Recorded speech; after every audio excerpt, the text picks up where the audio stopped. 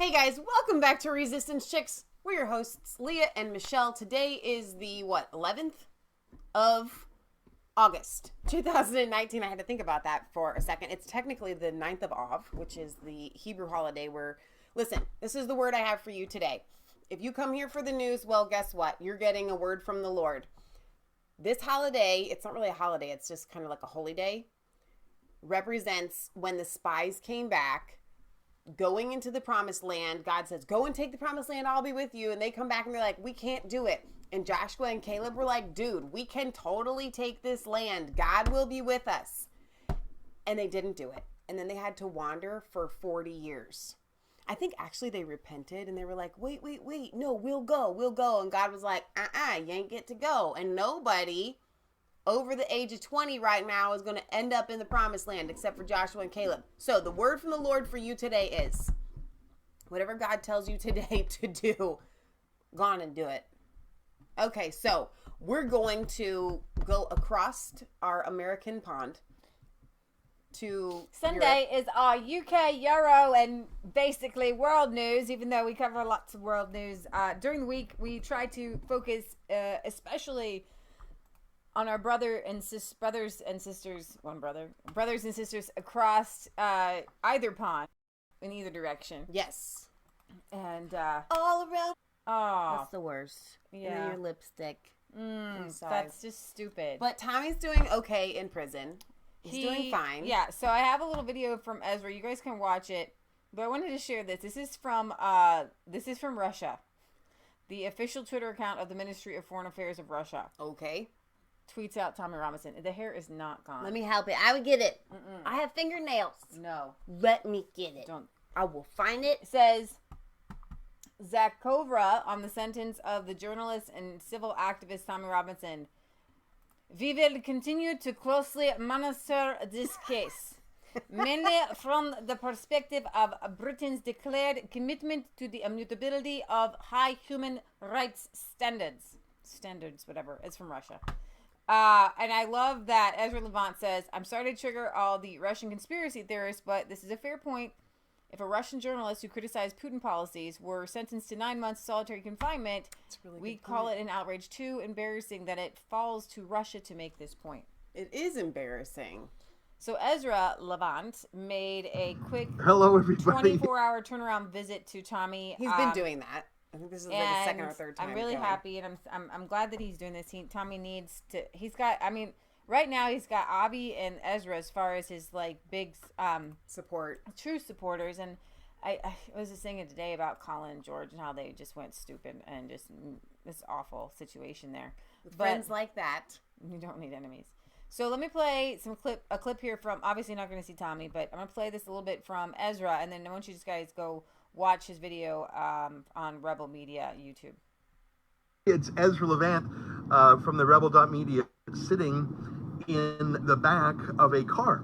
I just left HMP Belmarsh, the high security prison on the East End of London, where Tommy Robinson is serving out his 9-month sentence for contempt of court.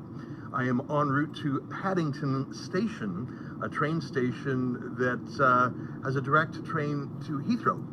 And it's a lot quicker than taking a car. London's traffic is notorious. So I have about an hour in the car, and I checked with the driver, and he's fine with me not only 10 minutes ago. And I had arrived, I only arrived in the UK a few hours ago, so I'm a little jet lagged, so I beg your forgiveness in advance for any mumbling or misspeaking. I promise you it's just the jet lag, despite the 2 Red Bulls and 2 espressos and 1 Coke. my goodness, let me son. start with the good Coke. news, and then I'll give you a little bit of bad news, and then I'll, as they say, the good, the bad, and the ugly. The good news is, in 5 seconds, I could tell that Tommy is healthy. He's healthy physically, and he's healthy psychologically. And that's important to say. That might sound obvious. It is not at all obvious, because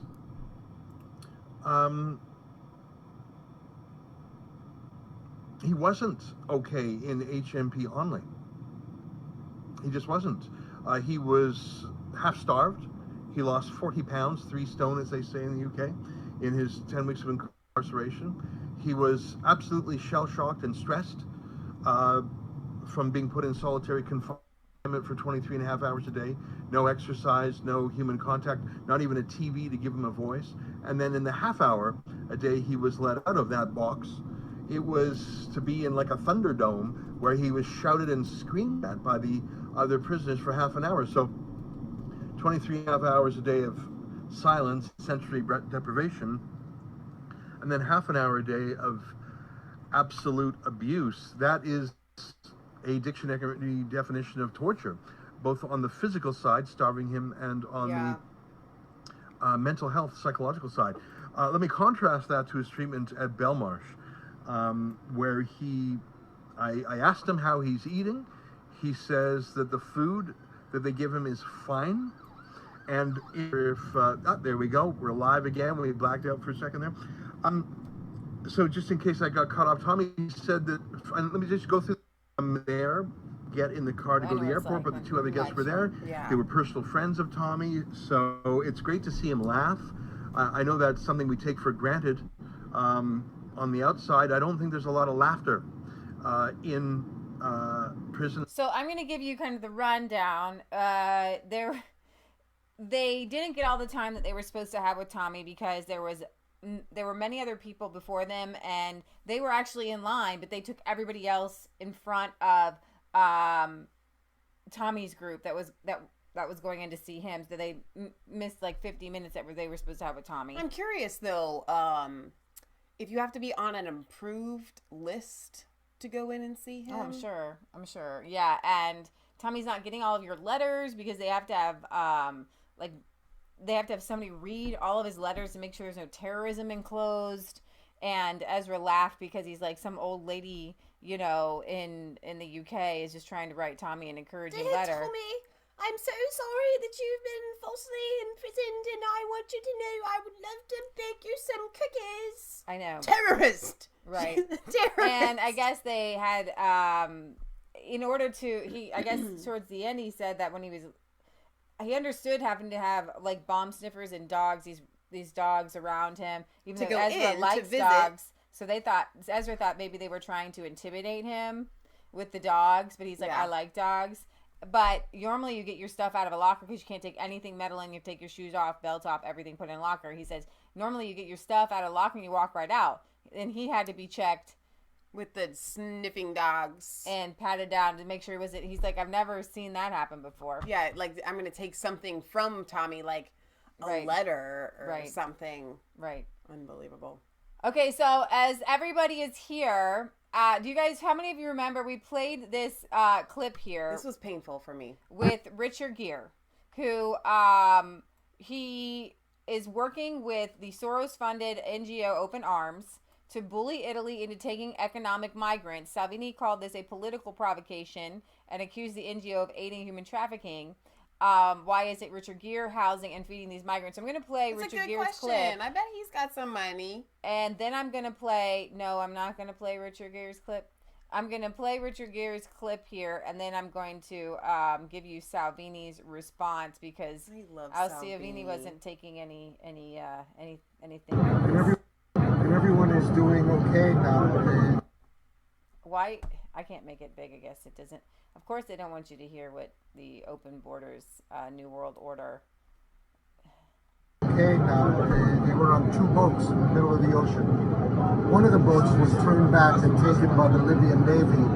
We don't know what happened to them. The 2 boats that were rescued here, probably all hands on board would have been lost.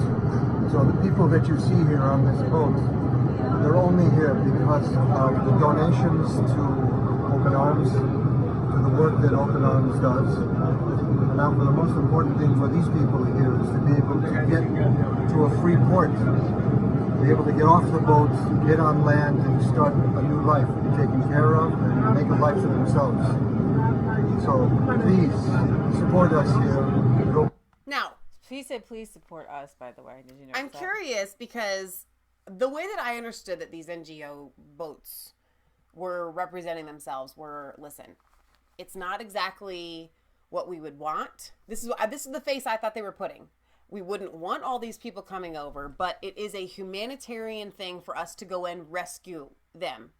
But now Richard Gere is coming right out and just saying, we open arms. We want you to donate. We want all of these people to be able to come over. So it's like their mask of, we're just out here because these people might die and we got to help them out. No. He wants an open port. Why not take him back to Libya?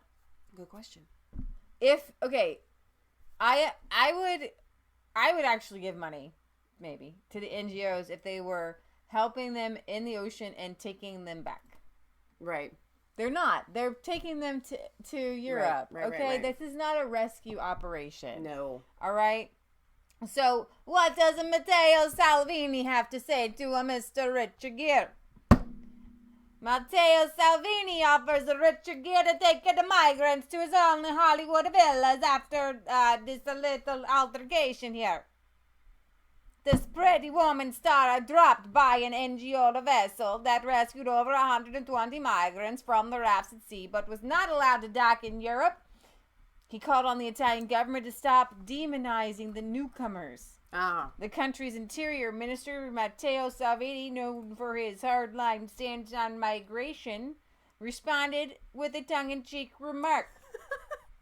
Given that this generous millionaire is voicing concern for the fate of the open arms of migrants, we thank him. He can take them back to Hollywood on his private plane.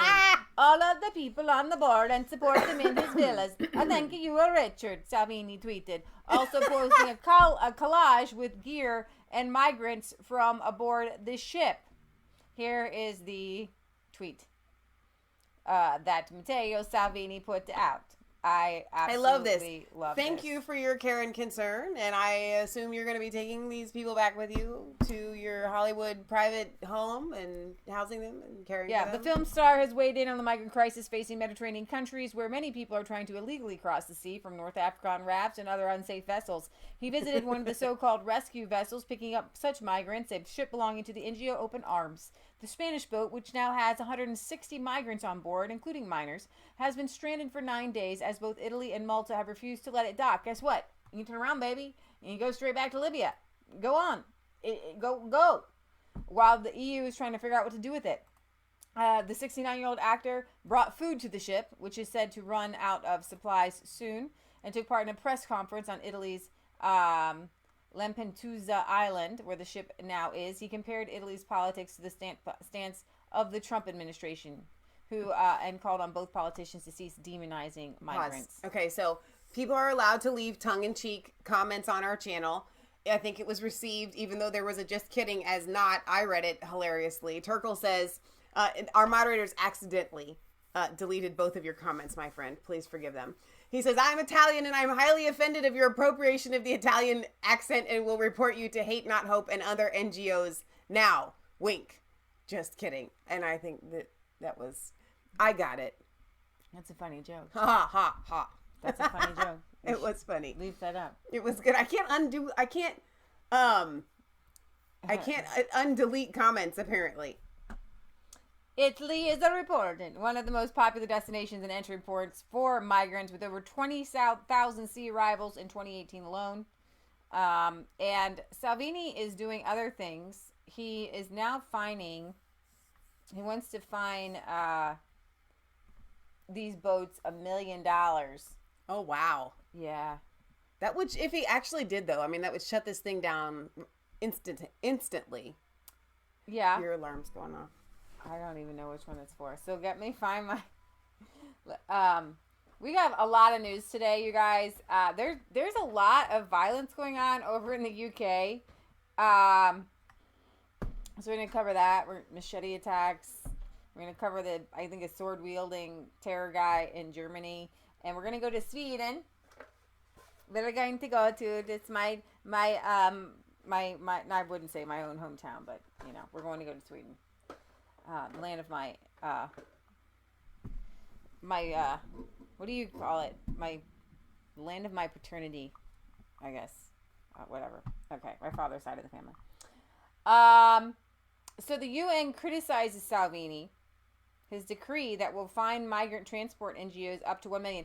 There's also going to be an election. We're going to cover. I'm going to do all of Italy right now, so stick with me. All my little Italy stories. So Salvini is going to kind of. There's a coalition government right now. Salvini's been kind of the mouth and the face of Italy, and the people love him, and he's a populist, and people love him, and there's going to be a new election, I guess, and hopefully,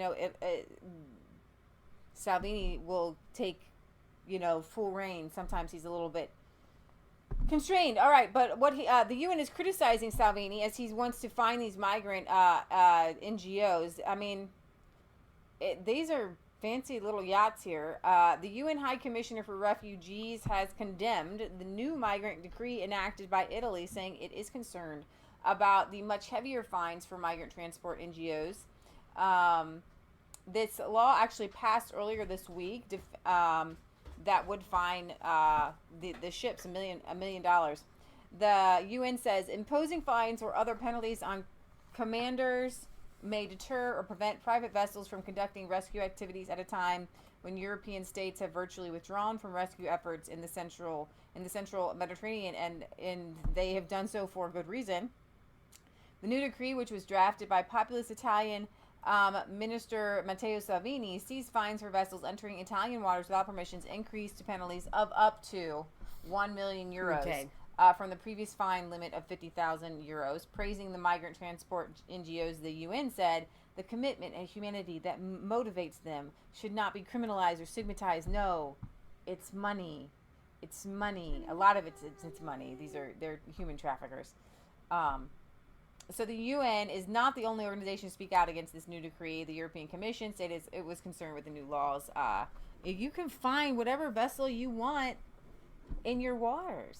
They don't have a right to just be there. Okay?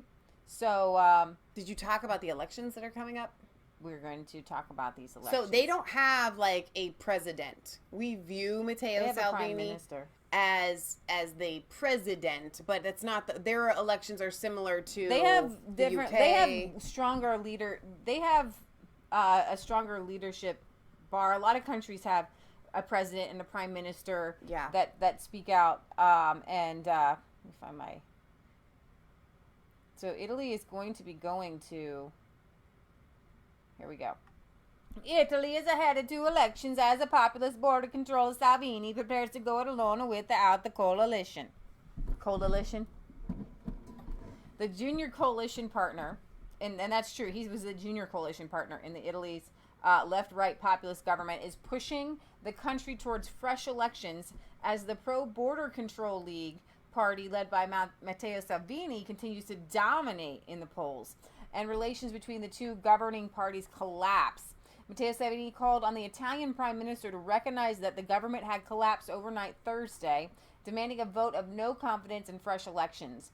While the populist leader, who has dominated the media landscape over his successes on curbing immigration, praised the achievements of the government so far, he said it was not capable of more while these parties were squabbling, and the best thing for Italy now is an election as soon as possible. The coalition is effectively over.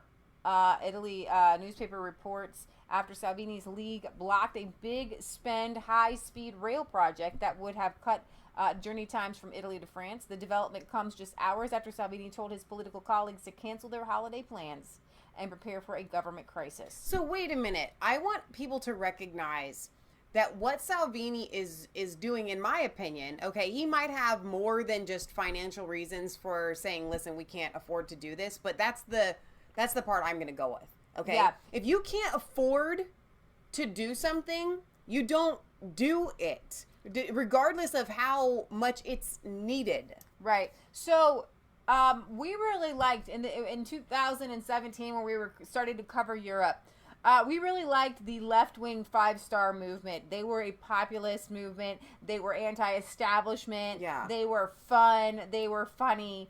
But as Matteo Salvini, he was lesser known. Mm-hmm. He's actually more of a populist. He's more... you have to turn it off, not just... I press dismiss. It's going off again. Leah has an obsession with alarms on her cell phone.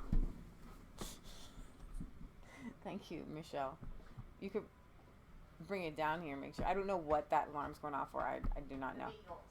Okay. This one might be for something else. Okay, so the Italian government has seemed increasingly unstable in recent months as the once functional but unlikely coalition between the anti-establishment left populist five-star movement and the pro-border control right populist league has slowly broken down. While policy differences have become more obvious, perhaps the greatest difficulty has been the role reversal in the public eye of the two parties, which went into government together in 2018.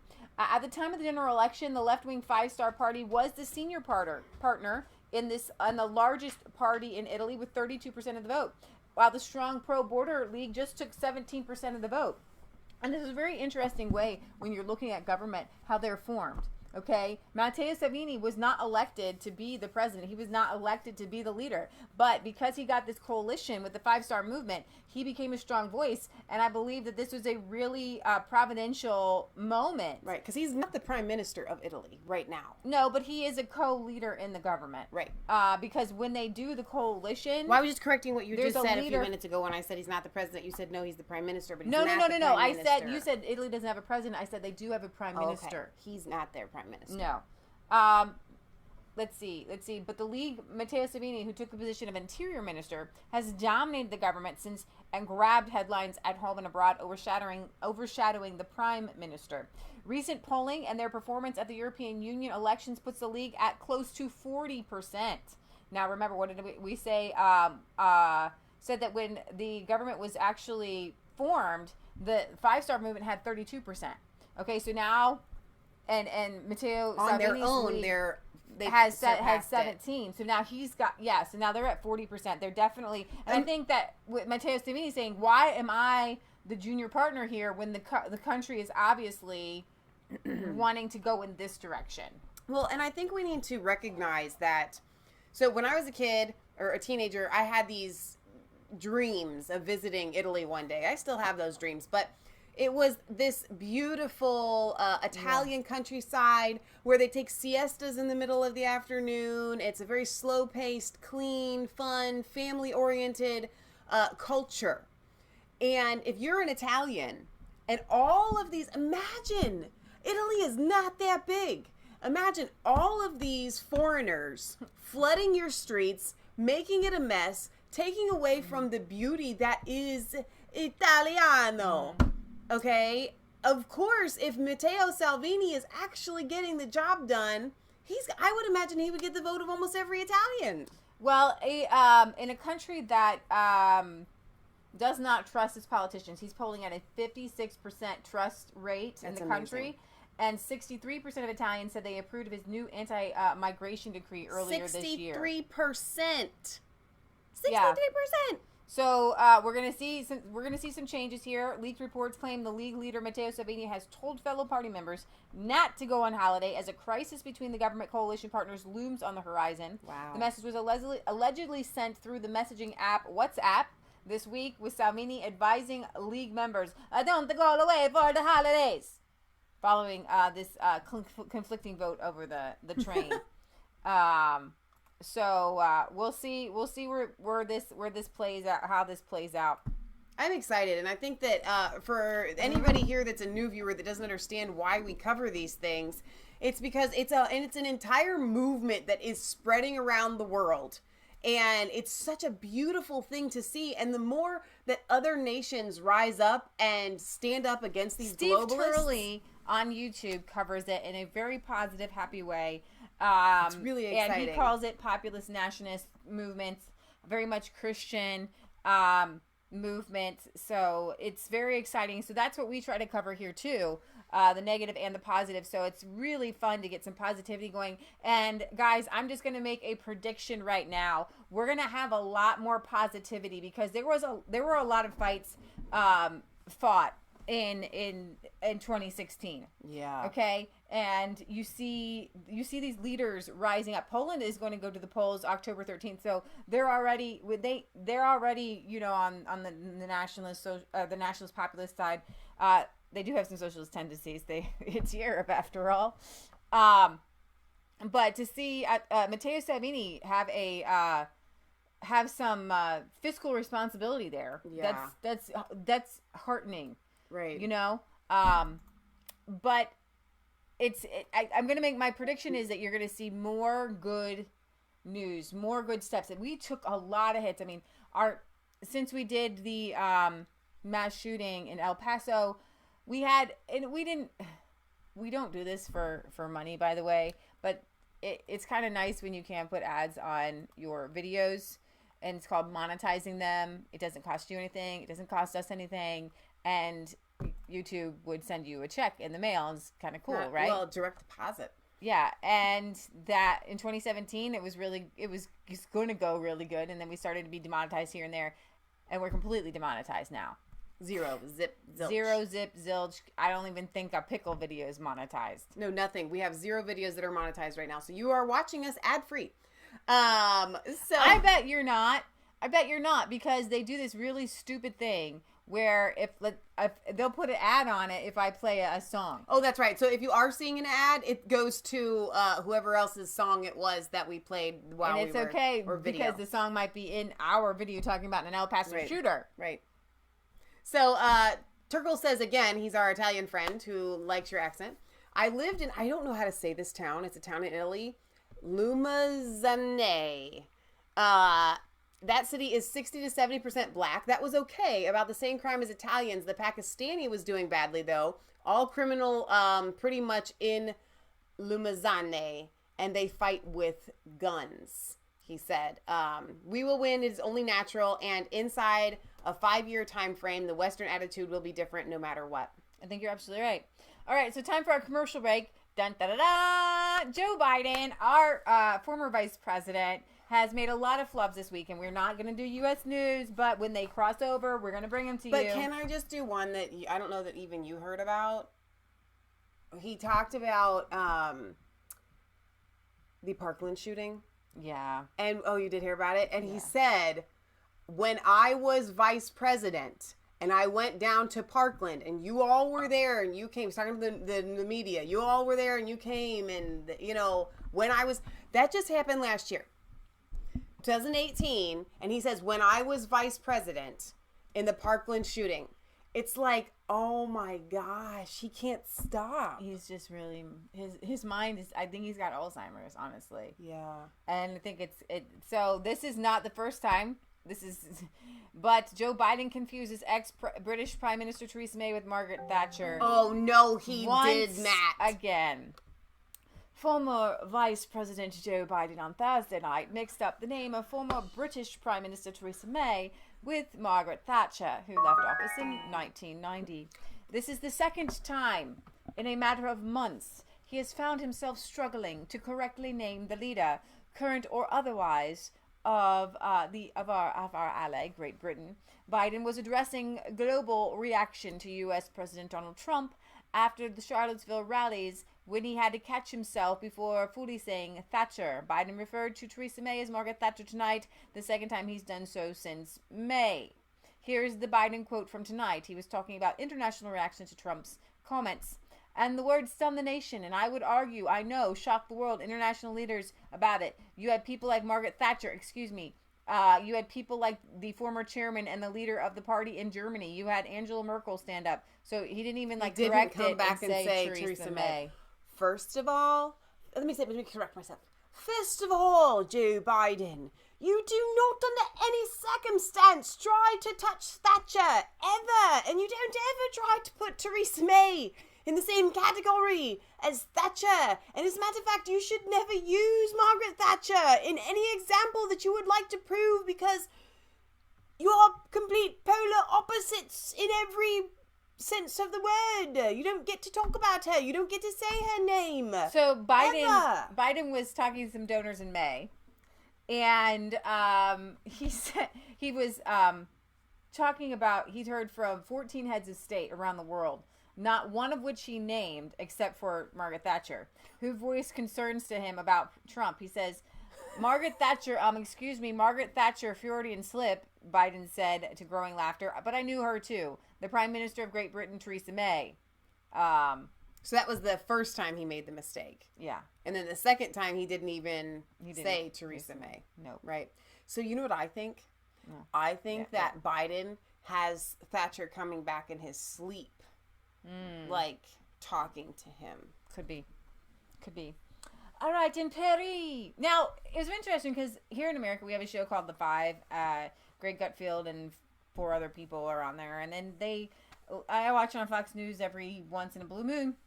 I happened to catch one of their episodes when they were talking about Antifa, and they didn't want Donald Trump to call Antifa a terror organization because they're just like a bunch of people. Now, when you talk about anti-fascism, you have to, I really want to be clear on this because we're not clear on this, that Antifa, and because the news, and if you guys haven't seen the clips where CNN and MSNBC say they're good people, they're just anti-fascist. Right. Okay, well, guess what? The Berlin Wall had on it anti-fascist. Okay, you know why? Because the commies were anti-fascist, but they're pro-communism. It doesn't mean you're anti-totalitarian. Oh my word, you don't believe that.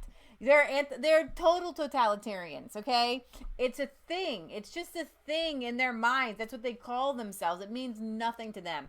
So they are dangerous, and they're not just a small group of ragtag people, because Antifa is worldwide, and it's actually stronger and had its roots in Europe.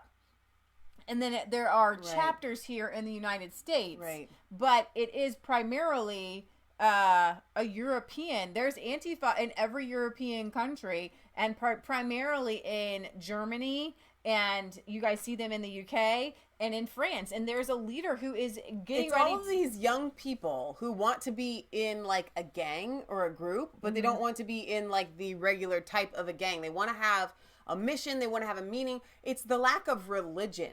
They want to have a purpose. Right. They are communists. Their goal is another European takeover or whatever, Bolshevik revolution type mindset. They're communists. But in Paris, there's a far left extremist leader, and Antonin Bernanos is getting ready to be released, and Paris prosecutors are appealing this judicial move. Mr. Bernanos is currently in pretrial detention after being arrested in April, but a judge ruled earlier this month not to extend the pretrial jailing past the 18th of August, allowing the Antifa leader to be released back on the streets. The April arrest came after he, along with several other Antifa members, fought with right-wing activists near Notre Dame Cathedral on the 15th of the month, the same day the cathedral caught fire and its historic roof was destroyed. Interesting. Ari Alimi, and they are very much anti-religion too. So the lawyer for the 24-year-old far-left extremist reacted to the appeal, stating that the prosecutor's office had become a judicial arm of the Ministry of the Interior. Similar comments were made by the ultra-left pro-Antifa Liberons Let's Free Them group, which called it judicial persecution, and political decision, because the Antonin represents all those people who challenged the Macron party. The prosecutor's appeal comes only days after French police expressed concerns over the possible release of this guy, arguing that he might organize far-left extremists to disrupt the upcoming G7 summit in Biarritz, that is scheduled later this month. Antifa in France has made frequent menacing threats towards the government, and I find it interesting where it's not that I agree with Macron, but a lot of times the Antifa find a niche or a hole. You had the Yellow Vests who were peaceful, and then I believe the Antifa came in like, hey, we're anarchists. Right. We're anarchists. They're Marxist anarchists, and they just want to destroy everything. Everything in their mind is just destroy. They're destroyed on the inside out. It's really sad. So Beyond My Purview on YouTube says, if your ideas require violence to embrace, you need new ideas. And that's really true. These people come out and they have such violence within them. They don't know how to make, and it's not even that they don't know how to make a change without violence. They don't want to. It's within them to be violent. That's the whole point. we're having another commercial break because some of my news kind of goes together, and some of it's just Are random. we gonna face paint? No, it's meth. Please don't face paint with that. Okay. So this is one of these kind of commercial breaks. Doesn't really have much to do with politics, but it's very kind of one of these interesting things. So 2 Brits are arrested in New Zealand over a $90 million meth bust. Yeah. So New Zealand not real big. You know, New Zealand police said that Friday they had arrested 2 British men after finding a huge stash of methamphetamine in an Auckland apartment that would have been worth tens of millions of dollars if sold on the street. Police said they've been targeting a foreign criminal organization working in New Zealand as part of what they're calling Operation Essex. They say the bust was one of the largest of its type in New Zealand. Police said they searched the apartment last week and found plastic storage containers inside cardboard packing boxes that were filled with more than 200 kilograms of meth, with a street value of 144 million New Zealand dollars, about 100 million US dollars. In part due to New Zealand's isolated location, drugs like meth tend to bring a higher price. They're not really making it there. They're bringing it in. Detective Inspector Paul Newman told reporters they arrested a 60-year-old man and a 49-year-old man. So here's the problem that I have with methamphetamines. Destroys you? No, yes. But I have to be perfectly honest. The number one thing that bothers me about meth versus anything else, your teeth. They just go away like They that. just fall right out. It's really sad. It's so awful. I mean, to me, like, I've always felt like your teeth are really important. Like, you need them. And when you see these drug addicts that have no teeth left because they just did meth like a handful of times, I know it's probably more than that, but still, it's depressing. Wait a minute. I don't know if this is going to stay on today. So I'm actually happy for New Zealanders that they found that $100 million worth of meth. We're going to save a lot of teeth. Right. Exactly. Look, High I five. look bigger Good than news. you. High five. Good news. That is good news. All right. So now do we go to the Sweden? All right. To the Swedens. To the Swedes. To the Swedes. Go to the Swedish police Okay. have warned the Here we women. go. Okay, to make sure you have your little horn and your little helmet and your swords and your shields because or you could just avoid parks and alleys after a series of rapes. I kind of am curious to see if Swedish women were to start wearing these, like, not these plastic ones, but like real real deal. ones. Do you think they would, would it be a weapon? Like, would you even be allowed to walk around with that? I know. Because, like, yours, mine has the wings, but yours, you could take off and, like, gut somebody with that. I need a strap, but you could it would totally like stop a rape. I Or think. even just kind of put your head down. That's what I'm thinking. And, yeah. So the Sweden ladies, get the real ones, get a good strap, nice leather, cinch it down when you're walking around. They come Because I just just, ahead of butt. like, from a historical Literally, standpoint, the head of butt. I don't see how they could outlaw these. I don't think so. I think you really have to start. I think if you wore like a breastplate and took a shield. Yeah. I don't know about swords. I don't know the legality of carrying a sword, but I would recommend What if one. you had a shield, like a really heavy duty one, Yeah. and then you could just like go at, like, you know, whap them with the. Well, I know think that it's a good it's idea. either in Norway or Finland. You're not even allowed to have pepper spray. So, totally weird. Swedish police in the city of Uppsala have warned women walking alone at night. Walking alone at night. Don't you think that's incredibly sexist? You can't walk Yeah. alone. Alone. You can't walk alone. You can't walk alone at night to avoid certain areas entirely after the city saw 4 sex attacks in 4 days. Wow. This is insane. I think that in a socialist country, they should arm every woman at least with pepper spray. Yeah. They should exactly. They should just make for them free, equality. and you should be able to go get them. Right, because right. why? Yeah, Equality. exactly. We're talking about equality here. Feminism is all about equality. We know that women are not as strong as men. They can't fight off these attacks. That is why I believe in the Second Amendment, because the Second Amendment says, "Hey, guess what? I'm equal with you." Yeah. Okay. And I am also in favor of carrying a knife because that means I'm a little bit more equal with you. Right? Pepper spray makes you a little bit more equal. Guns, I would say, if I'm in Sweden, I'm like, girl, be packing. I'm on Swedish police. I'm like, be packing. If you start walking, you're going to walk alone at night, get yourself a concealed carry and be packing. And then you'll be equal. and then they'll think twice. Rape stop like that. Girls be packing. I think the Swedish government should be hosting gun safety nights for women only. Yeah. Okay? If you want to be a feminist government, you know what? Hey, you don't want to sell guns to men? Whatever. Sell them to women. Yeah. You want to stop the rapes? You want to stop this? Sell them to women. Between August 3rd and August 7th, 4 women were sexually attacked by unknown perpetrators, with 2 of the attacks resulting in rape, while the remaining 2 others were attempted rapes. On Tuesday night and early Wednesday morning, police were alerted to a rape attempt in the center of the city, with a woman claiming that a random stranger grabbed her inappropriately and then ran off as she fell to the ground. Wow. Police officer Linda Winge said the attack appeared totally random and that so far they had not located a suspect. The press spokesman from the Uppsala police said that women and men should be more cautious. I love men. And alone at night. Women in a town. Oh, sorry, I'm in Italy. See, I told you that I have told you that your Swedish is just like Italian. No. Yes, it is. No, it's not. The women in town, they should have not. No, you're messing me up. I didn't mess you up. It's just okay, you. You read this in your Swedish. No, it's all Italian in my head too. Women in town should not be worried, but must think about how to behave. Perpetrators are looking for solitary men and women, so it's important on how they move. Feel free to walk on illuminated streets, and not alone in but not alone in alleys or parks.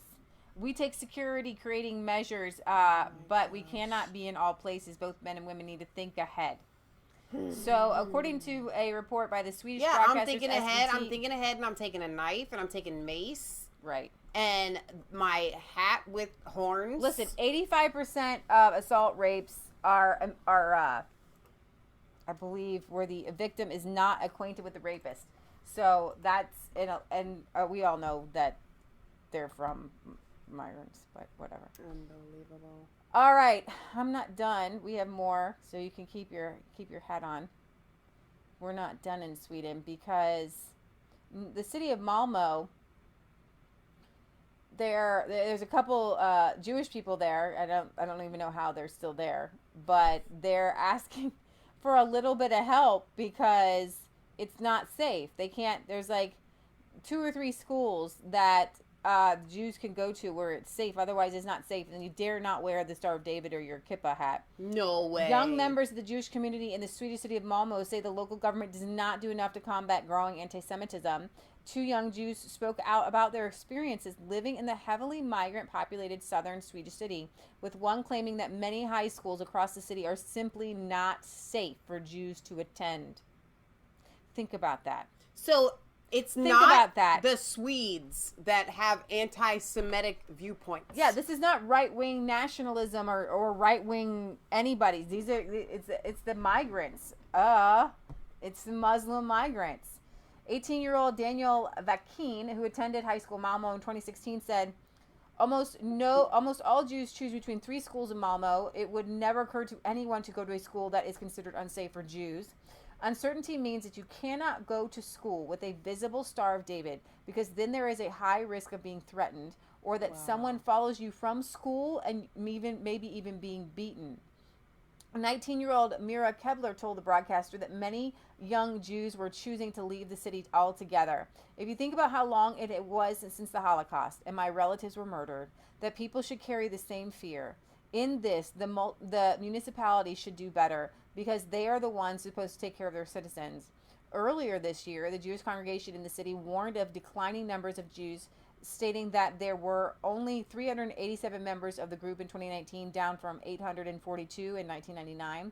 The Jewish congregation will soon disappear if nothing is drastically done. Malmö is already a no-go zone for Jews around the world. When Malmö is mentioned in the media around the world, it is far too often related with anti-Semitism. Anti-Semitism in the city was blatantly evidenced in December 2017 during a rally to protest the United States moving its Israeli embassy to Jerusalem. Members of the protest chanted, "We have announced the Intifada from Malmö. We want our freedom back, and we will shoot the Jews." But they were not arrested for hate speech or put in jail. Right, and that's the thing. I don't think this quite sinks in when we talk about it. This is falling off here. But if you have a set of people, let's just say even a handful, 5 or 6, much less an entire community, where they may, on a whim, go and just beat someone. Do you know what it takes inside of a person to have it within themselves to see someone that they dislike enough to do them harm? Right. They are a criminal. Yeah. So if you have an entire city of people who think this way, who may see someone wearing a Star of David or something else that they don't like, let's say a Christian with a cross or whatever, and they may choose at a whim to go and rape or beat or, you know, let's say key their car or do some sort of act of violence, right? We aren't familiar with a society where there would be an entire city full of criminals, literally criminals, because you have to be a criminal at heart to have that kind of reaction.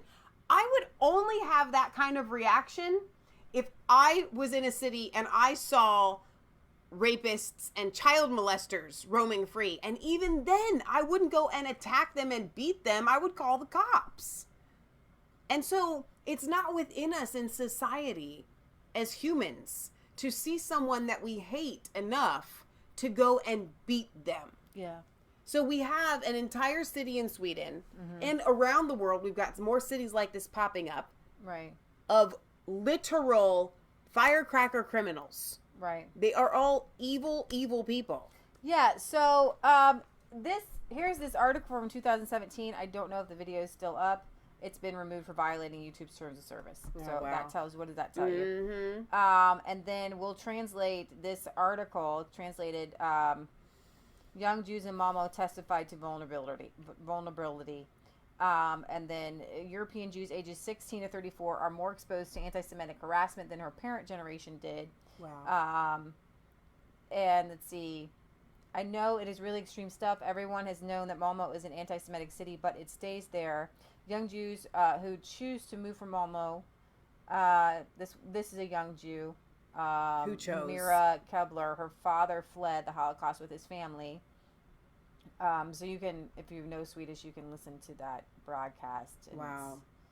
Yeah, pretty. So when cray-cray. Trump said a year or two ago, Look what's happening in Sweden? And everybody was like, what's happening in Sweden? Well, it's a big deal. What's happening in Sweden? We're losing an entire country. If you're a globalist or someone that touts, you know, loving the global community and you want this to happen to Sweden, then you actually don't care about the world at large. Yeah, well, that's true. That is true. I think I had another story coming out of Sweden, but we'll have to. We can go back to it. We can. Don't go it alone. This is another Zero Hedge article on the same thing. All right. It's interesting. We were talking to a young lady who came to us who's going to start her own pet sitting business. Yeah. In another state, and she had wanted some tips, and we talked to her for over an hour. And one of her first questions was about going on consultations, which meeting potential clients. And she's like, you know, you just go by yourself, you know, and she's a very small, petite person. And I just said to her, she's like, do you carry mace or, you know, whatever? And I was like, no, but I'm a pretty intimidating person. I don't walk out into, and not even just when I'm not carrying my knife, which I'm almost always carrying it, but I don't ever go anywhere in fear. You know, and I think it's just because of my relationship with God, how I was raised, my physical presence or whatever. But imagine living in that fear all the time. You walk out of your house. I think if I lived in Sweden, I would have that fear. Because you could be overpowered by just one person. I feel safe, I think, because of where we live and so on and so forth. But you're not always our township safe. was just deemed the third safest city township area in all of Ohio. Yeah, we are very, very blessed. And so it's very important, I think, when we talk about these stories to really put yourself in the shoes of having to go through something like that. Which is why I am pro Second Amendment. Yeah. Because it gives you that advantage that you don't have. Right. Otherwise, you're a sitting duck. Yeah. Because somebody else might have a gun or just their hands. Either way, they're going to overpower you. Yeah. All right. So We liked, and I really enjoy going from crazy machete raping murders to happy news. It's like this is a roller coaster ride Sunday. Sometimes it's like all sad. It's all just kind of because there's nothing That's a good. technical term. There's nothing good going on, but we're going to go into Brexit a little bit here, and there are some glimmers of hope and some interesting. That was like a nice sound effect for your glimmer. That really, yeah. Some interesting developments. So we want to keep covering Brexit as we should every Sunday until, All Saints Eve, All Hallows Eve, October 31st. We'll see if you leave. Well, also, we celebrate it from the Martin Luther standpoint. Yeah. So, I mean, it's going to be a big day regardless. I think October is going to be big. We've got some other elections, and I'm looking to the fall. I think it's going to be Pompeo says the U.S. will be ready on the doorstep, pen in hand, to sign a UK trade deal. Wow. The U.S. Secretary of State Mike Pompeo has said that America will be ready on the doorsteps, pen in hand, post-Brexit. He made the comments at a press conference in Washington, D.C. on Wednesday beside the UK's Foreign Secretary Dominic Raab, who is on a 3-day tour of North America to fire up trade. The American Secretary of State said, "We support the United Kingdom's sovereign choice. However, Brexit ultimately shakes out and will be on the doorstep, pen in hand, ready to sign a new free trade agreement at the earliest possible time." You can read that. Our enthusiasm points to an economic reality I see everywhere that I go. The United States is the best partner for trade and investment in the world. Our dynamic system of free enterprise has brought enormous prosperity, and the two countries will be able to do that together. The U.S. Secretary's enthusiasm for a future trade deal echoed comments by the British Foreign Secretary, who remarked on President Donald Trump's warmth and enthusiasm for the UK-U.S. relationship after meeting him on Wednesday. President Trump, whose mother was British, and we talked about that. So we'll see where it goes. European partners there, so that's a good sign. I believe there was another article on, and I'll probably find it. Other countries are stepping up, saying, "Hey, we're going to be there. Just calm down." Right. I don't think I actually brought it up, but I read a little bit about. I'm not sure which country off the top of my head. Who was it? Anyway, somebody else said, "You know what? There's uncertainty in the world, but we're going to be there, and everything's going to be fine. Don't worry about it." It's always nice to be on the outside. Yeah. Okay, so interesting. The High Court of England and Wales has rejected an Islamic State volunteer's bid to overturn a government decision to deprive him of UK citizenship. This after I read another article where somebody from Syria was given his UK citizenship back, and he went on to, commit crime. So this is a good news story. In the United Kingdom, the Secretary of State for the Home Department and the Home Office has the power to strip a person's citizenship, provided it would not render them stateless, i.e. they would still have citizenship in another country, or if he or she has reasonable grounds to believe that the person is able to become a national in another country. So the High Court has upheld a decision by former officer holder Amber Rood to use them against one of another person who came over and fought for Islamic State volunteers. The jihadist's father, Abdullah Islam, had challenged the decision to remove his 22-year-old son's citizenship on the grounds that he should face justice at the hands of the British authorities. We know he'll be out in like a year. So he's like, "Oh, really? I'd rather you face justice here." Not the Kurds who are detaining him, and to make sure there was no possibility he might face the death penalty for his crimes. The judge ruled that in Islam's case, which is reportedly a first of its kind, has no merit, and that his son was facing his current predicament entirely because of his own actions in traveling to Syria and engaging in jihad.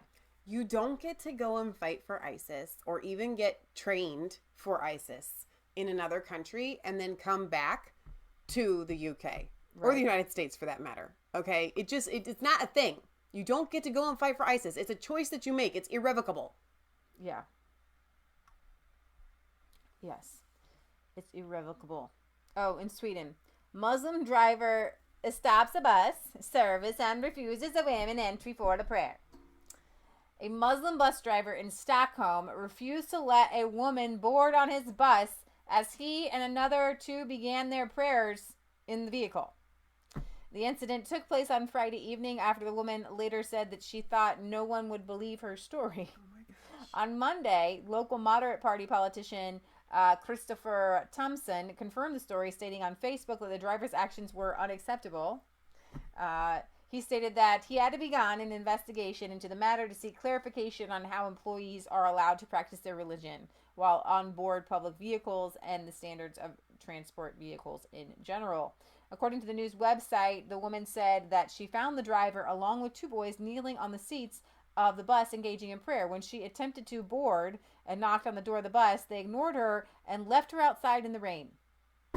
I'm sure Mohammed and whoever, Allah, are really proud of you on that. I can't be near a woman, and Allah says, be in the rain. She said that while she was let on the vehicle after the trio had stopped praying, the driver became aggressive because she had disturbed him during his prayer. Okay, so we have friends that celebrate Sabbath on from Friday evening to Saturday. Mm-hmm. And they believe in the Sabbath rest very, very strongly, so as not to work on that day. That's unfortunate for them, and they have friends that own a restaurant, right? And so they literally close their restaurant from Friday evening to Saturday evening, okay? If your religion makes it so that you can't do your job, you have to find a job that allows you to do that, okay? And it's just that simple. It's different if you're talking about, you know, let's just say even wearing a hijab, right? If you're supposed to wear, like, you know, some sort of uniformed hat or whatever, that doesn't actually keep you from performing your job. Okay, wear the hijab, whatever. But if it literally keeps you from allowing people on a bus, you don't own that bus, son. You got to let people on it. And if your prayer time, you've got to find a job that allows you to pray and stop what you're doing. I mean, it's just that simple. It is that simple. It's not even a judgmental thing. It's just, it's practical. You can't assume that people have to cater to your, you know, what if your religion says, listen, I can't work at all. You have to pay me not to work because my religion says that I can't work. Mm-hmm. I mean, right. How far does that go? Right, exactly. So, Hong Kong protests are still hanging on. We're still here. China is, again, we haven't had any huge developments here. We're gonna keep our eye on the situation. It could end ugly. I'm praying for a peaceful solution. Hong Kong pro-democracy protesters return to the streets. Thousands of pro-democracy protesters hit the streets of Hong Kong on Sunday for the 10th week in a row, once again defying police after a night of hit-and-run rallies across the city. Activists calling for greater democratic freedoms in the city have shown no sign of standing down, despite Hong Kong's leader insisting she will not meet their demands. Early Sunday afternoon, hundreds of protesters were gathered in the city's Victoria Park, braving hot and humid conditions and a police ban on the demonstration following a planned march route from the park. The police should try their best to maintain public security instead of rejecting our request to march. We're still here, and we'll see if we feel like marching later. We won't worry that much about illegal assembly. We still have our rights. Police have given protesters a permit to gather at the park, but denied the request to stage a march. They also denied protesters a permit for a second protest in the city's working class neighborhood. It would not be good for Hong Kong if everyone is scared and no one dares come out. We should have freedom from fear. The fresh protests come after a night of cat and mouse demonstrations around the city, where protesters taking their mantra of flexible action, be water, to new heights. Groups of protesters sporting helmets and gas masks, dressed in their movement signature black, blocked intersections across the city for hours throughout the night. And several locations, riot police fired tear gas and 16 people were arrested. A Swede Speak says Hong Kong protesters had signs saying that they want a Second Amendment. Yeah. And Britt Baza says, Michelle, the Hong Kongese, I don't know how you even say that, police are now using rubber bullets as of BBC News today. So here we have riot police are charging protesters at Park Lane. Let's hope it's not really that. Oh, I didn't plug in. Oh, you plugged in. Okay.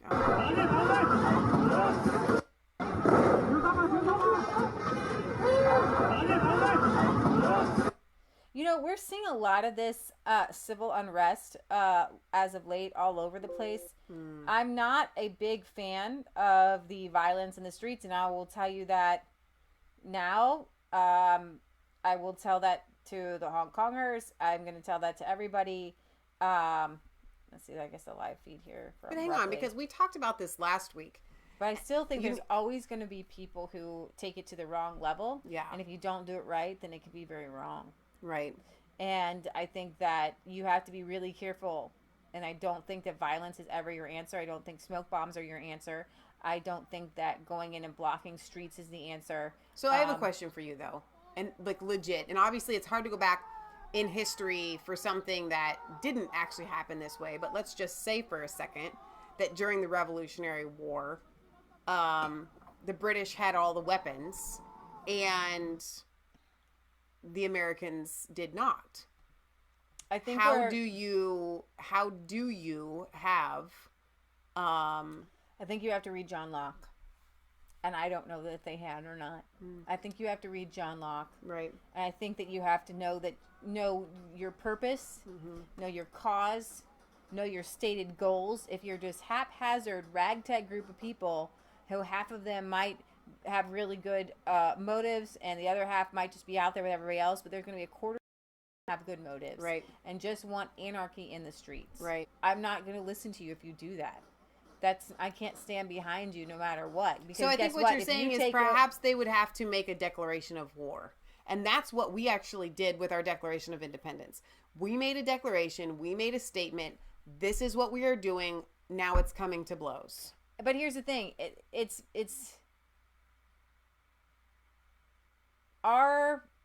We can't compare what's happening all over the world to a Revolutionary War because there was nothing like it. And there might not be anything like that for a while.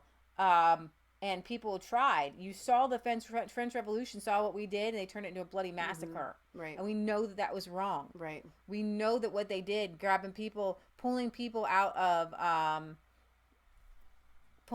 their homes and killing children and whole families. So the answer, I think, actually comes back to the same thing that I said in my word that I gave you guys the other night, the answer for all mass shootings.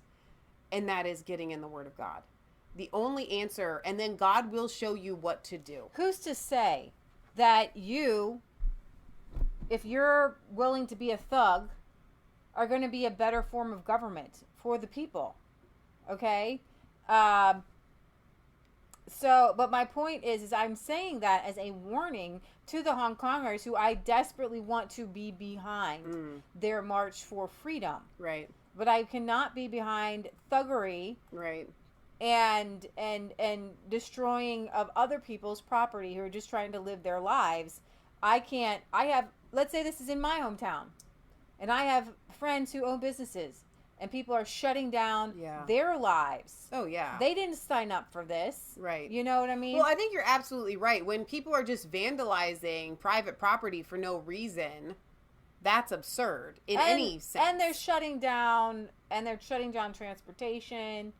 And here's the thing, you're not going to get anywhere because the Chinese government will destroy you. Yeah.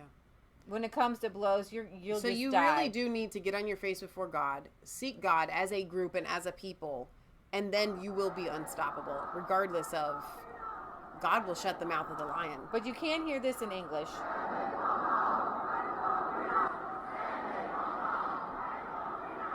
They're saying, stand in Hong Kong, fight for freedom.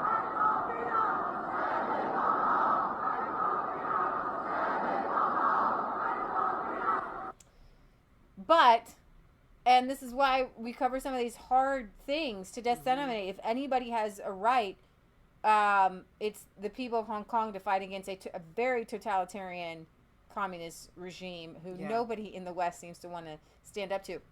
An article I didn't bring up, I think an Australian, terror minister said that the world is not paying attention to China's threats and China's globalist ambitions because China is spreading beyond China. They own property here in the United States. Well, I'm talking about, yes, but I'm talking about In Africa, they're buying up land mining rights. They're buying up the land. They're doing taking the same over. thing here, yeah. And They already own Hollywood. yeah, they already own Hollywood. And China's global threat, and Chinese leaders are really smart and they're really subtle. And I do believe that China is the greatest threat. And when you do see a lot of things, I think you can blame them on the Chinese. Instead of Russia, Yeah, I was it gonna say is the same China, thing. China, Right, China. And right. it is because they have when they wake up in the morning, they are led by their religion. And their religion is a Marxist. They believe that the world needs to be Marxist. They believe that taking these steps is good, that it's right, and it's a religion to them.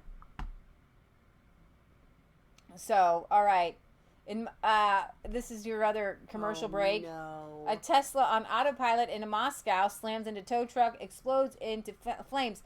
Listen, I know a lot of people like Elon Musk. I don't care for him because if something I created kept blowing up and kept killing people, I would say stop driving them, everyone. But no, not Elon Musk. Burbaza says, Michelle, the Hongkongese, I can't say that, Hongkongese are not destroying private businesses. They are attacking public government buildings and police stations as well as public street furniture. Again, I've seen both. I think you get a little out of control, but yeah. Right. Just days after, and here's the thing: I'm fully behind the Hong Kong thing, protest for freedom, which is why we cover it. I just want them to be cautious because I want their movement to win, and I think you be smart about it, and or you'll lose. Just days after we reported that Tesla could be on the verge of a formal investigation, a father and his 2 kids in Moscow both suffered serious injuries after the Tesla Model S on autopilot slammed into a tow truck before bursting into flames. But hang on, though, because I didn't think that these cars were actually allowed to be on the road on autopilot. They are. You're just not supposed to, be sleeping. You're kidding. They got it on film? Oh my gosh. This is on film. You didn't say that we were going to have to watch that. That's horrendous. This video around the 2-minute mark shows a driver passing what can be only described as the smoldering wreckage. Oh my gosh. That's really awful. It is so weird to watch nice cars on the road in Russia. Isn't it? Yeah. We've been to Russia. It's been a long time. But it's been a long time. Shoot. So the accident took place on Moscow's Ring Road on Saturday evening. Wow. With initial reports blaming the autopilot.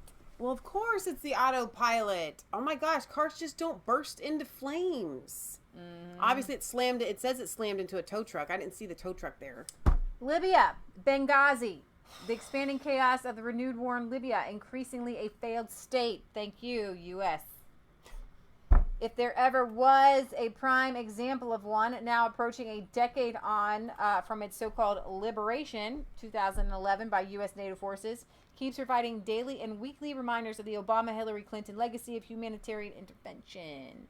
On Saturday, what is being reported as either a car bomb or possibly a roadside bomb ripped through a neighborhood in eastern Libyan city of Benghazi near the United Nations office. The blast killed two UN staff, identified as United Nations Libyan mission guards, with an additional 10 people being wounded, some of them children. The vehicle was detonated outside a busy shopping mall at peak time of traffic, given locals are preparing to celebrate the Muslim holiday of Eid al-Adha. The place is close to the offices of the UN support mission in Libya. Footage circulated online shows what appear to be burnt UN-owned vehicles while thick smoke is rising in the sky. So, terror attack in Benghazi. Total destroyed there. Wow. So, yeah. Way to go. We came, we saw. He died. The death toll from the renewed civil war has involved General Haftar's Benghazi-based LNA attempting to seize the capital of Tripoli from the UN-backed GNA is now in the thousands, with over 105,000 displaced over this conflict. So we're going to skip that one. We're going to go on to a little money talk here. So if you follow us on Resistance Chicks, you should follow us on Resistance Chicks Facebook page. There are topics that we share that we don't delve into, that we'd like to delve into, that we used to delve into when we, kind of broke things down. Right. And we really should. But Lynette Zhang from ITM Trading does a fantastic job. And she did a video where she's talking about, I don't know, you can bring it up, Michelle, if you want to, just to show them what I'm talking about. Stick with me. This is going to get a little technical. Okay, but it will affect your everyday life. It's called inverted bonds. The interest rate. So technically, worldwide bonds should be the safest place for investors. If the stock market's no good, and front row seats to the death of the bond market right there. Okay. So you can bring that up, and let's just play her explanation in the beginning, and then I'm going to talk about this, because this is why we talk about gold and silver, but this is really important because this is what she calls it, a unicorn. This isn't what she calls a unicorn. This is what she calls what does she call these moments that happen? It was a swan. Black swan moment. So these black swans just make... this isn't even plugged in. That could be why you were having issues. Okay. All right. Tell them what a black swan is. A black swan event is a moment worth of note that's completely comes not really completely out of nowhere, but it just happens, and then everything after that black swan event crashes. It just goes. And something like a 9/11 Right. is a black swan event. A 2008 crash with the stock market crash there, black swan events that cause things. Now, she always is talking about a global reset because we're all in trillions of dollars of debt. But if you could just play her real quick, Michelle, in the beginning, let her explain it, and then I'm going to talk about these. If you guys have been negative experiencing interest rates. buffering the whole time, it's because I wasn't hardlined in and we were operating on Wi-Fi to stream, which I never ever do. Our router wasn't plugged in, so it should get better now. Let me get to. Let's see. What mark do you think we should? No, go just to? in the beginning. Go right past that, and then she'll explain Okay. it. Okay. Who survived this are the... No, let me just play it from Grab your popcorn, because you have front row seats to something that is about to make history, and not in a good way. The death of the bond market is unfolding right in front of our eyes because of the death of fiat money. So that's what happens to the bond market, since they are made of fiat, pay out in fiat, and if they do even pay you back, they pay you back in fiat. It's already happened over 4,800 times. So the only people who survive this are those that understand what money never dies. I'll show you what to do about it, and I'm even going to show you that Wall Street is going for gold. And we're going to talk about all of this coming up. I love her intros. They're so fun. Yeah, they are really. So fun. So go watch that. Front row seats, the death of the bond market. But I'll just give you the overview. So right now there are 35 countries that have negative interest rates on bonds. Meaning, hey, Michelle, let's go to the bank and let's put our money in a savings account. At least we'll earn interest, right? Right. Well, would you like to put your money in an investment? Well, I'm a little bit worried about putting it in stocks. Right. So why don't I just put it in a bond, a savings bond? And governments back these things up. I'm going to be okay, right? Wrong. Well, normally, they shoot for a good, you got 2.5 interest rates that give you something coming up, right? Well, because of 2008, she has the charts. This is like never happened. We have negative interest rates. What does that mean? That means that right now, $15 trillion in worldwide bonds, you're paying money to have your money in a bond. It literally is the insanity of this. Could you explain the insanity of this? Because it's hard to. I don't feel like people are getting it. Okay, so it used to be when you would buy like what is it for that we buy for the kids? Is it just a bond? Yeah. So you buy it. So have you guys ever bought just bonds, a 20-year bond or whatever? You go into the bank, you literally buy it in someone's name. And then once it reaches its full maturity, you go and you get way more than you put into it. So our Aunt Stell did that for us when we were kids. And I'm sure she probably paid what? This is just a guess, maybe $200 for this bond. And then when we turned 18, after she passed away, actually, it was before that, they were like worth $2,000. Okay, that's the idea behind buying and purchasing a bond. Now imagine, and it's supposed to mature over years. That's the point. If you pull it out before its maturity rate, then you don't get the full amount. Imagine going to the bank and saying, I would like to buy a bond. And they say, okay, that's going to cost you your $200. And then when you get it back, it's going to be worth less than your $200, and that's not even accounting for inflation. So historically, that's the insanity of historically, people give the government their money instead of spending it, with the promise of being paid back over time with interest. Now, governments are essentially getting paid to borrow money as people become increasingly desperate for a safe haven for their wealth.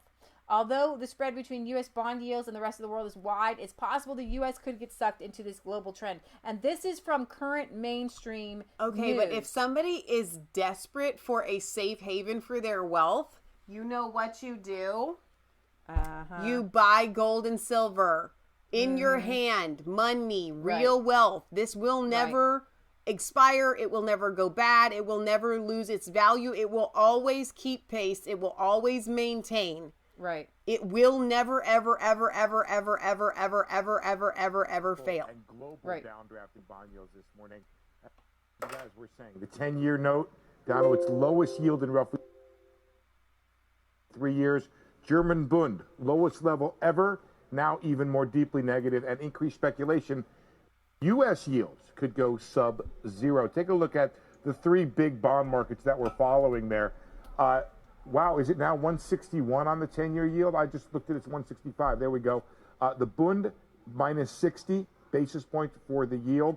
Japanese 10-year, that's holding in there. It's unclear what sparked this rally, but as Sarah was talking about, looks to have started with unexpectedly deep rate cuts overseas.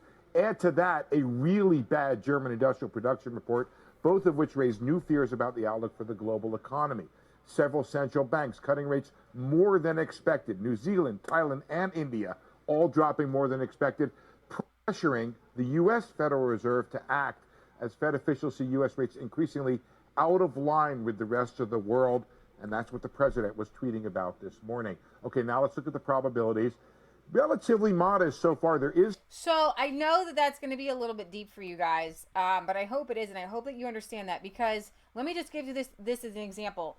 Denmark's third largest bank is now paying people to take out a mortgage. So this is what we have, real world consequences. This is not free money. There's no such thing as free money. But because, as we were talking about with our friend last night, because when we're talking about how Canada, Chase Bank in Canada just forgave everybody's credit card debt out of the blue. How could they do that? Because it's not real for them. Mm-hmm. Money isn't real for them. If it was you and me, there's no way a bank is going to do a negative interest rate. The economy, when you start seeing negative interest rates for mortgage, we're living an upside down world, and something is crazy about ready to happen. This doesn't happen. When Maia was a kid, we had interest rates 12, 15, 17%. Okay, so that was like normal. Yeah. This isn't normal, but that was at a time. Even when I was a kid, even in the 80s, you could say, they got so printing crazy. Yeah. That they overprinted all that worldwide, and there's just so much cash flowing all over the place, and they're just like, I need to have these mortgages on the books. Yeah. That they're paying people. Let me explain this to you. I want pause right there, because Mom likes to break up these shows. And I'm sure she's going to break up this segment because it is really important. And I want you guys, as you're listening to this, and I hope this will be at the beginning of the show that she breaks up somehow. If you don't take away anything from our show today, I want you to listen to this part. If you're in the chat and you're just paying attention to the chat, if you're doing your dishes and you're not really listening, stop what you're doing right now and pay attention to this, because out of all the news that we cover, this right here is going to affect you, and you're going to need to know this information. Exactly. So this is back in 2016 when I'm going to get the author of this, because on Zero Hedge, but they post from other people. I do believe this is a Zero Hedge article. So this is Zero Hedge article. Sometimes they share from other people. Okay, so back in 2016, when the first negative interest rate bonds emerged, they gave a glimpse into the these negative interest rates and what it could be like. This is a joke. This was satire at the time in 2016.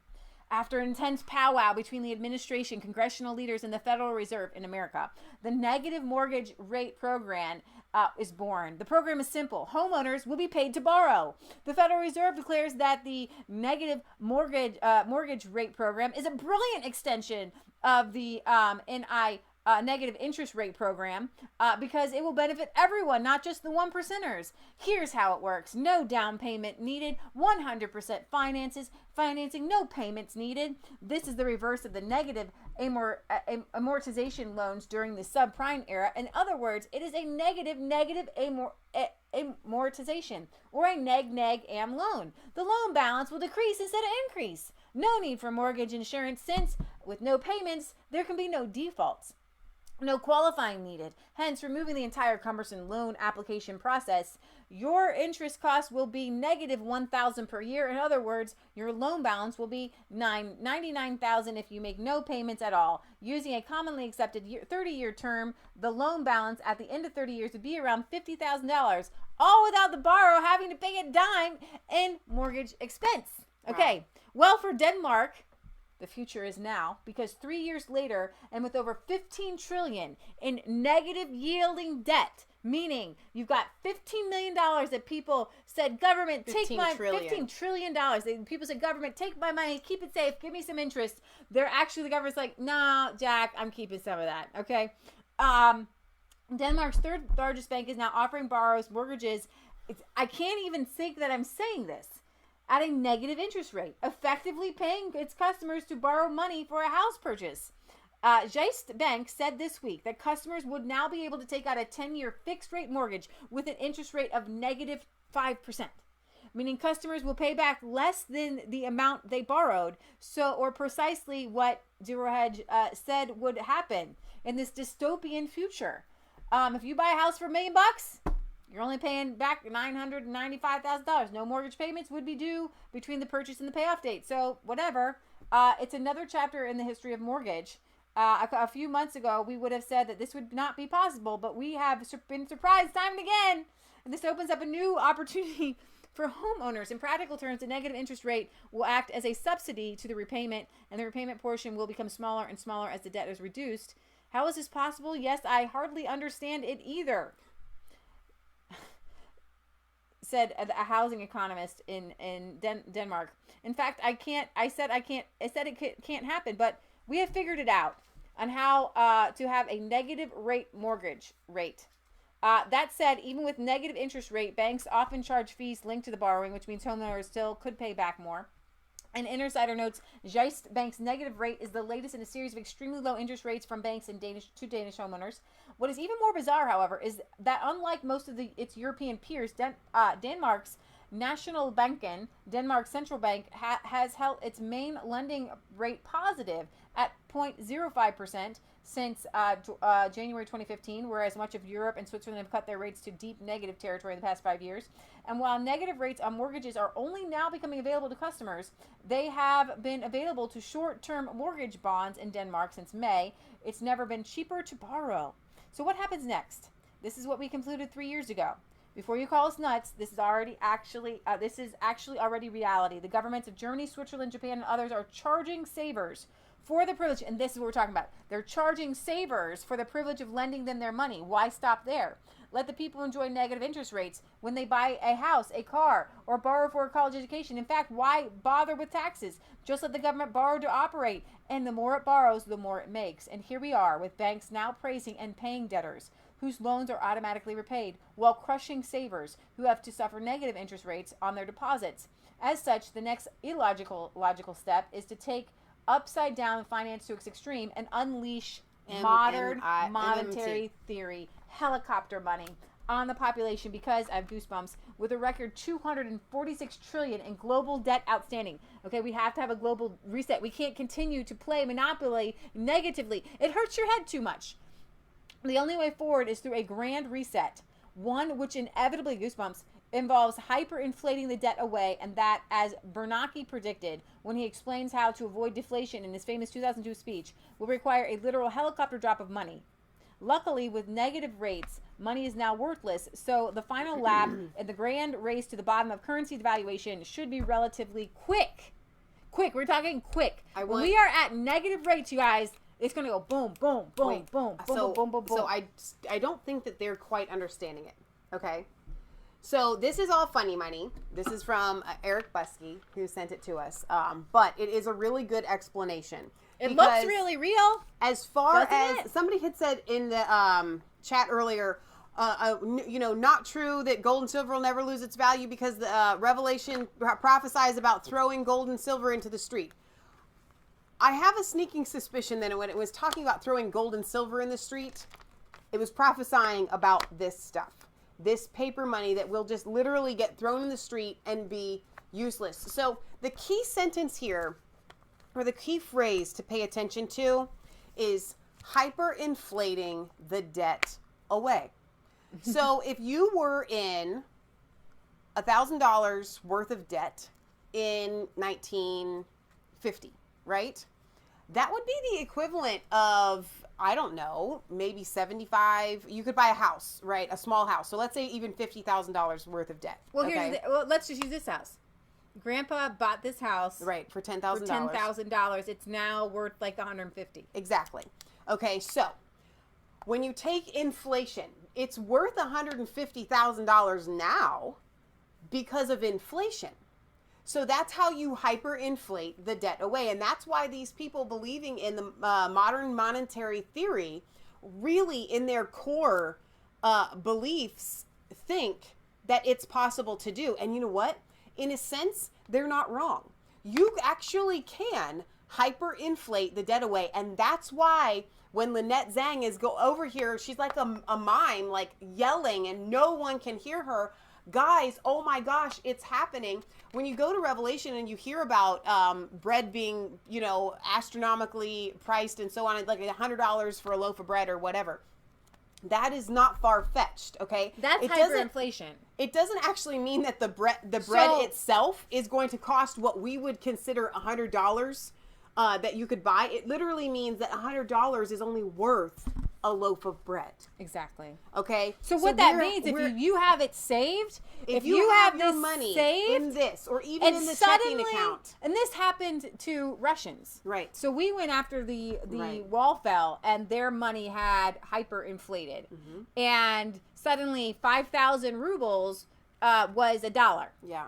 Was $1. Yeah. And this was hyperinflation for these people. And everything was super expensive because things become expensive. And right now in America, especially, things are way too cheap. Yeah. We've had a lot of inflation, but we live a lot on borrowing, and things will crash. And I want you to be prepared, and I want you to be ready, which is why I want you to have seeds saved up, which is why I want you to have a water source, which is why I want you to have a garden, which is why I want you to have gold and silver. But most importantly, as I break the little bonds that hold it together, let's just most importantly, what I want you to have is faith in Christ, because there's a principle of God gives out the talents. He gives one to this person, one to this person, one to this person, one to this person. And the one guy just sat on his and did nothing. Okay? And if you're sitting in an apartment, that's all you got, then you put a plant on your porch and a tomato, and you know what will happen in this global reset? If you've done everything that you can to do within your power, that tomato will not stop tomatoing. Right. Okay, this is what we call faith. This is what we call walking in the power of God.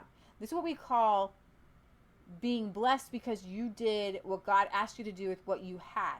If you have a giant yard and you say, I don't want to plant a garden, I want to go to the grocery store, when the poop hits the fan and it's going to hit, you're going to be covered in it. Okay? So one last time, because I really, as I'm processing this, I'm trying to come up with ways for you guys to be able to understand it, because this is very deep and it sounds very complex. It's actually very simple. Okay. When it talks about rewarding those who are in debt and punishing those who have saved, this is the type of savings that they're talking about. It doesn't actually punish those who have saved this or seeds or something of land or whatever. Well, this is happening here in America, where you are in a lot of savings accounts, including our own, you're being charged to put money in a savings account. This wasn't a thing 10 years ago. So if you hyperinflation happens, low interest rate seems good for a borrower. Right. But it's horrible for a saver. It's horrible for people who put their money in the bank. With this, what is happening, and it is happening right now, guys. If you have your cash money in cash money or in the bank, and this hyperinflation goes like this, bad for you, because now your hard-earned $10,000, okay, will only buy you what $100 or maybe even $10 could have bought you before. But it's really good news for people who have debt, because then they're going to start earning a wage that matches the hyperinflation. People will start earning $1 million, $2 million, $3 million. And if you have $5,000 in credit card debt, or even $40,000 or $50,000 in credit card debt, well, gosh, gee, it's easy to pay it back, because your wages of hyperinflation are matching now. Okay, your wages are now matching what hyperinflation has happened, and you can easily pay back your debt. But you can't get new stuff. Exactly.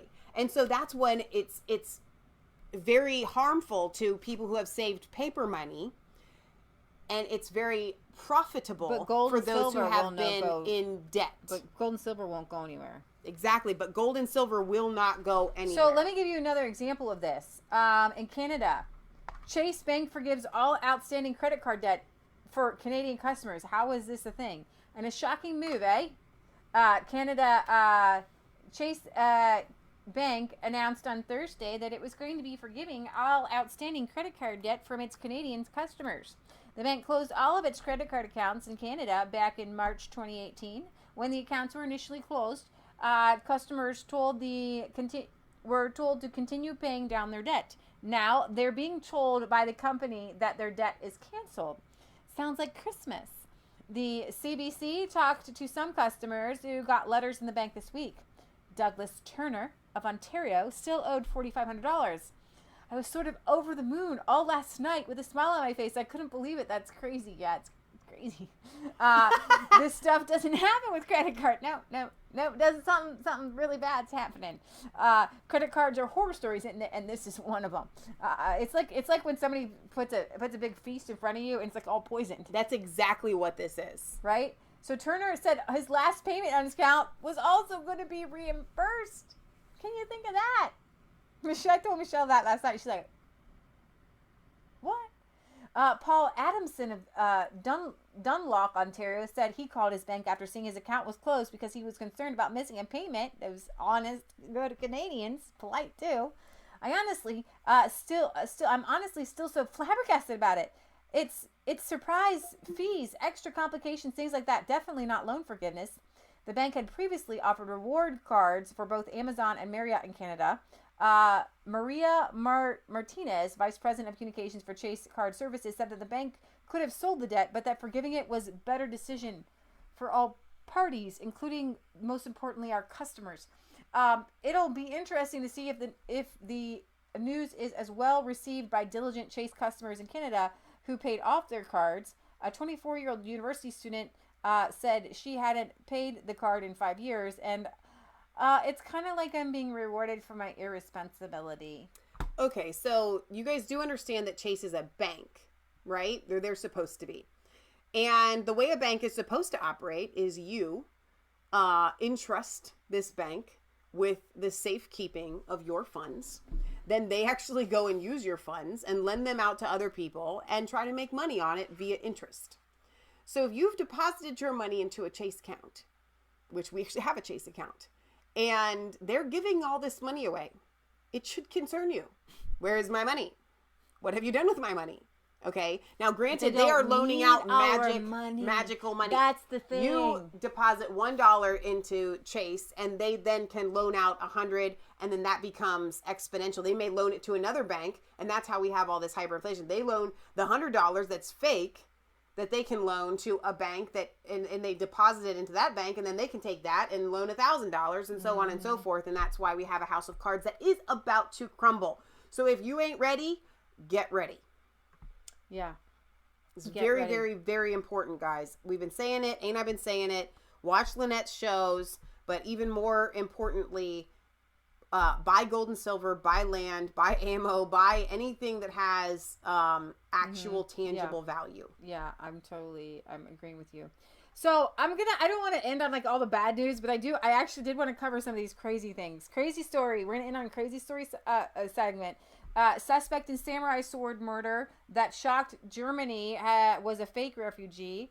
A Syrian migrant who was arrested last month after allegedly stabbing a man to death with a samurai sword in the middle of a busy street in front of dozens of witnesses was using a false identity to claim asylum. Wow. The alleged murderer, identified as a 28-year-old Isa M, claimed to be Syrian when he came from Turkey to Germany in 2015. But according to his brother, he was not born in Syria but in Jordan. The murder, which took place last week in Stuttgart, was caught on film. And during the incident, Isa M can be heard asking, "What did you send to Berlin?" fueling speculation that the motive behind the killing had to do with his false identity being found out by the victim. Wow. A friend of both men has added to the speculation, saying the 36-year-old German Kazaka had reported Isa M, his former roommate, to the authorities for asylum fraud. The brother of the alleged killer said that Isa M bought a fake passport in Turkey, and this is money going all over the place. So we've got the samurai guy there. Let's see. We've got officer run over with own patrol car in a sickening attack in Birmingham. A man has been arrested on suspicion of attempted murder after allegedly running over a police officer with his own patrol vehicle in Birmingham. Oh my gosh. The officer was following a stolen Range Rover Sport down Moorcroft Road in the South Birmingham suburb of Moseley on Saturday. When the officer attempted to arrest the suspected car thief, he was violently assaulted and punched to the ground before the suspect stole the patrol car and ran over the policeman. Oh my gosh. The police confirmed Saturday they had arrested a 29-year-old man on the suspicion of attempted murder of a police officer and another 24-year-old man for car theft. So, another shocking... So, I do have to say this, though, and it is very important for our American viewers. Yeah. Before you go giving an inch or a millimeter or whatever to this whole gun control debate with background checks and so on and so forth, I want you to recognize why that doesn't happen here in the United States. It does actually in some gang-infested cities. Something like that could happen where lawlessness... is run rampant, but by and large, there are two reasons: the godly moral fiber of our country and the Second Amendment. Okay, that is not going to happen because other people around would see something like that happening and bring out their protection and take this person down. That's why things like that don't happen here. And if we give up our Second Amendment, we can expect to see things like that happening here as well. We have a machete attack. 2 men were taken to the hospital after a car chase ended in a shooting and a machete attack near to where children were playing in the second violent incident to take place in a residential area in Britain's second city. The incidents occurred around 6:40 on Friday in the city of Saltley area of Birmingham, where after one of the 2 vehicles involved in the chase crashed into a wall. The victims, both 23-year-old males, were taken to the hospital, but we had... Here's the thing. If you don't have guns, guys, there will be machete attacks. Yeah.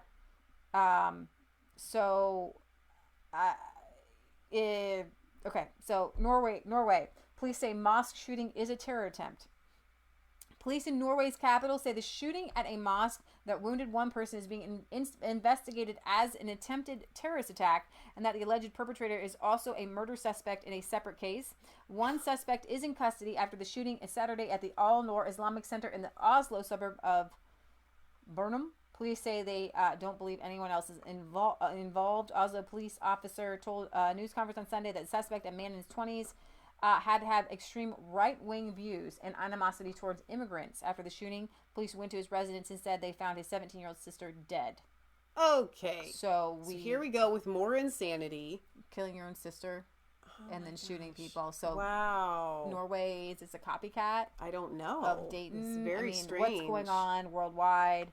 I don't know why this isn't getting more news. Wow. But so Britt Baza says, Michelle, the police in the UK are actually hated by the majority of Brits because of corruption, so they don't help the police here. I actually have to disagree with you, even though I'm not British. Okay? If a regular human being that has not reached the level of insanity here sees a police officer being run over in a car and they had the means wherewith to stop and take that person down, I believe that they would do it. Maybe they're not going to stop people harassing the police, but when it comes to actual bodily harm that could kill that person, otherwise you'd have to admit that all Brits are a bunch of like insane mob crazed criminals to say that they would not do that. A police officer is in critical condition after a sudden and brutal machete attack in Lytton, East London. According to an official statement from the Metropolitan Police Force, the attacker was the driver of a van. I think I didn't finish this one. I think it's from the other. I don't know how many machete attacks there were. Maybe there's two. A van which two uniformed officers had attempted to flag down near the Cooper's Lane Junction on Lytton High Road. The driver, described as only a male in his 50s, was chased down after trying to flee the scene and stabbed an officer in his 30s a number of times after he and his colleagues got out of their police car to speak to him. Police officers in Great Britain do not carry firearms on a routine basis, and the attacked officer does not appear to have had one. Fortunately, he did have at least a taser, which is also not typical, and it was with this that he was able to subdue his assailant. Wow. His condition is believed to be critical but stable. A Swede Speak says, the Norway shooter is a Norse mythology white supremacist copycat guy. Pretty much, I've looked into him. Thank you. Today. Ugh, craziness. Rabaza says the police are criminals in the UK, hence why the majority don't stop to help. So, there's a few more articles, but I'm going to skip them, and I'm going to go to this from The Guardian. I'm really actually happy to see this article from The Guardian. After El Paso and Dayton, and now Norway, the left needs to reach out to men and not condemn them. So Jordan Peterson, Canadian, so that's what we're covering this. A lot of young men seem to be lost and disenfranchised, but only the likes of Jordan Peterson are engaging with them, and I would say Christians are engaging. But Jordan Peterson has a level of engagement to give people purpose beyond a religion. Yeah, I agree. Okay, so a horrific act of violence takes several innocent lives. A frantic live stream details the events. Terrifying mobile footage spreads rapidly online. Then come the tweets of condemnation from world leaders, followed by an onslaught of outrage split down partisan lines. The way that shootings or suicide bombings or knife attacks, this is the UK, are politicized depending on the backgrounds of the perpetrators and the victims shows how successful these acts are in deepening the divisions in society. And that is one of the intentions that the perpetrators share, no matter their race or politics. And that is true. Tougher gun laws, she says, would certainly help. I don't. But she says the attackers will still use knives, lorries, trucks. Those are big trucks. Homemade explosives to kill and maim. And that's what they set out to do. And she doesn't like Donald Trump, and she thinks that, too many fanning the flames against migrants and stuff. But she says, I know that discussions around men and masculinity are just as politically charged as discussions around terrorism, which makes this a difficult area to address. This is particularly what led her to make these Guardian series on modern masculinity. As a journalist, I have covered stories in male-dominated spaces, from culture and sport to knife crime and terrorism, and I've noticed that conversations around the relationship between masculinity and violence were often dragged into a partisan debate where the left seemed to demonize men and the right claimed ownership over masculine identity. This discussion has become even more charged with the rule Me Too. But Jordan Peterson, whose 12 Rules for Life is an international bestseller and whose videos on YouTube have amassed millions of views, remains a problematic figure due to some of his ideas. He has been accused of having alt-right audience, and she says, although I was surprised when I went to an event of his in Birmingham, I think she just means Birmingham. Space, too. To see quite a few men in the audience who described themselves as Jeremy Corbyn supporters, lefties, and even Marxists. Peterson's main tenet was that men and women need purpose and responsibility if they're going to find meaning and direction in life.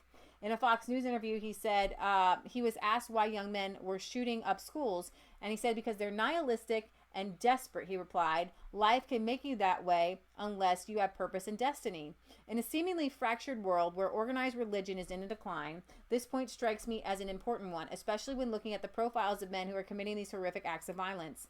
Men who have grown up in disrupted families, gone through the care or prison systems, have been more prone to radicalization. Often they have little or no engagement with spirituality, politics, or religion early in life, but are drawn to a vision of the caliphate, posturing on isolated interpretations of the Quran to legitimize murders in the name of some higher cause, or isolated white supremacists imagine a race war that paints them as brave heroes in a great mission. These are, of course, horrific extremes, but it's clear that these people feel lost and disillusioned.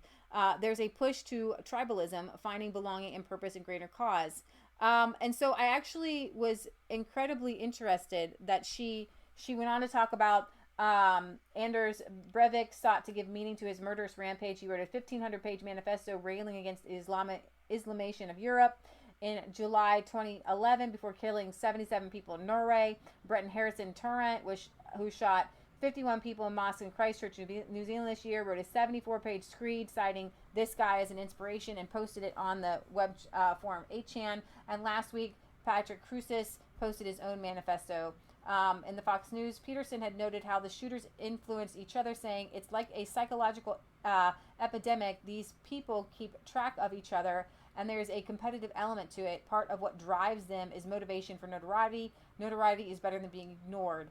Whatever people feel about Peterson's politics, there is undoubtedly something to what he's saying.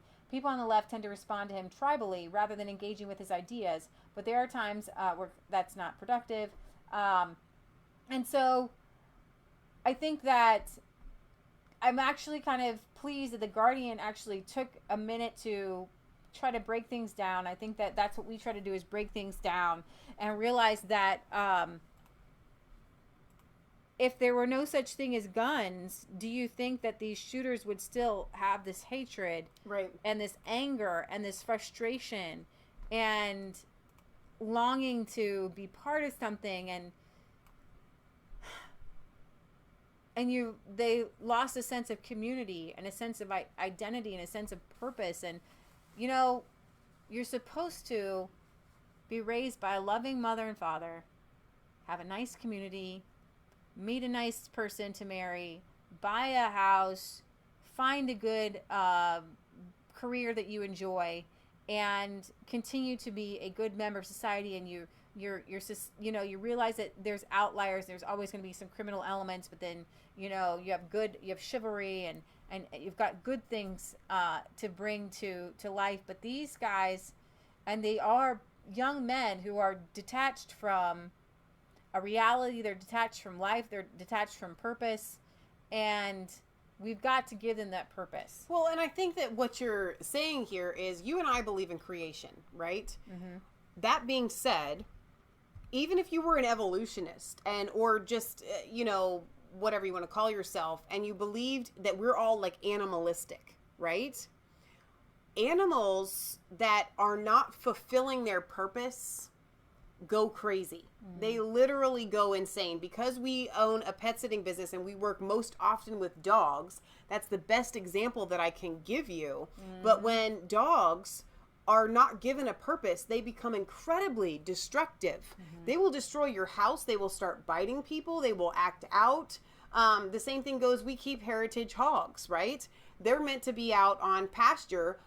Pigs themselves, and when you go back down the heritage line, are actually meant to be on pasture. And when pigs are kept in confinement and not given purpose, they become destructive. We give our pigs purpose. We make sure that we give them grass, right, and they have something that to is do. Such a really, and so I hate to reduce mankind to animalistic traits. Well, don't you think that they're acting like animals, so you have to? Exactly. You have to have a purpose in life. And I think somebody in the chat earlier was saying that they kind of felt like they were lacking in purpose. That's why I keep saying, get in the Word, read the Bible, find every person called by God has a specific calling on their lives. And once you get into that calling, everything falls into place, and you find that you can have joy in every moment of your life, even when things seem uncertain, or you're afraid, or the world is going to heck in a handbasket, or money is hyperinflating, or whatever is happening. So you can have purpose and meaning and we peace. talk about being busy a lot.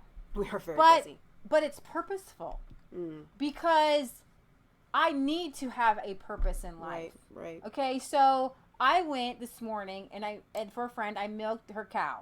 And took care of her whole farm. And took care of her donkeys and her farm. And I had a purpose in doing that. But I brought home the milk. So I have like 3 extra gallons of milk that we're not going to be able to drink because I already have like a lot of gallons of milk. But you made butter. You made pudding. You made pudding pops and banana breads and cheeses. And so I have this stuff and I don't want to waste it. I know it's really highly nutritious. We plant grapes. So I have to plant the grapes. I have to trim the grapes. We trim the grapes. Then they're ripe now. And so you have to... Well, you harvested them. Harvest you made the jelly grapes. out of them. Then you have to cook the grapes down. Yeah. Then you have to put the grapes in your grape thing. And then now my juice is sitting in a fridge. Then you have to make the jelly to put it up. Right. And it says I have to do this. I'm choosing to do this, but I'm choosing to have to do this. Yeah. I can go to the grocery store and for a lot less effort, pull $1 or $2 jelly off this shelf and say, here's my money, take my money. Well, it might kill you and it won't taste good. But here's the thing. I need to have to do stuff because I have a purpose in life. Right. And I've allowed God to lead me in my purpose. So sometimes we're overwhelmed. Sometimes I think we have too much purpose. And we ask God to help us to, scale it back. But if we were just farming and that's all we were doing, it would flow a lot easier because it's just calm and it's peaceful and your days, your days are longer and you have more time. Whereas right now everybody's rush because we have to drive places and we have clocks and we have to be, you're 5 minutes late. It's, no good. But find yourself a purpose. Like people used to call things hobbies, but I'm going to call them purposes. So some people might have a purpose in knitting scarves for people, right, or crocheting hats. That's really powerful. Or you might find a purpose in planting a plant, or you might find a purpose in fixing your own car, or you might find a purpose in repurposing furniture. Go to your local flea market and just look and ask God to lead you and how you can repurpose something to make something that is old and junky into something new. Go on Pinterest. Find a landscaping, purpose. volunteering for your, to shovel your neighbor's driveway or rake their lawn or mow their grass and find what you think you need to do. I think I need to raise chickens, so that means I have to get up and I have to open them up in the morning. I think I need to raise chickens, which means somebody's got to shut them up and get their eggs. Right. Somebody has to cook the eggshells so we don't get worms in them. We're doing meat birds. We've got to move them onto fresh pasture. We're going to have to butcher them. We're going to have to freeze them. Yeah, so it's a lot of work and it's too much. Sometimes it feels like too much pressure, but I'm not nihilistic and I don't wake up every day thinking, what am I going to do? And I'm not bored. And I obviously don't have homicidal tendencies. These kids, they don't have a purpose for their life. They don't have to get up and hunt something. They don't have to get up and build something. Well, and even before, their whole life is not, they don't have a reason for being because the world took it from them. Public schools took it from them.